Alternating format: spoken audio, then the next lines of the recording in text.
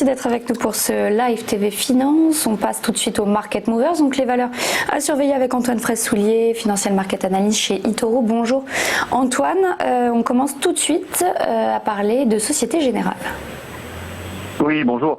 Alors, Société Générale, ce matin, a publié ses résultats et on peut dire que, ils sont très positifs puisque le groupe bancaire français a publié un résultat net qui s'élève à 862 millions d'euros, alors que les analystes attendaient la moitié, à peu près 426 millions. Alors, c'est la banque d'investissement qui a fortement amélioré sa rentabilité.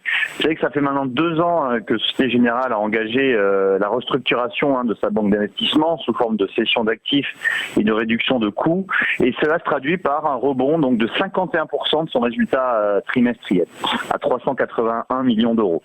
En revanche, la banque de détail a baissé forcément, puisque l'activité continue de pâtir d'un environnement de taux bas qui pèse sur les marges de la banque, et donc la banque de détail a affiché des revenus en baisse de 4,5% sur un an.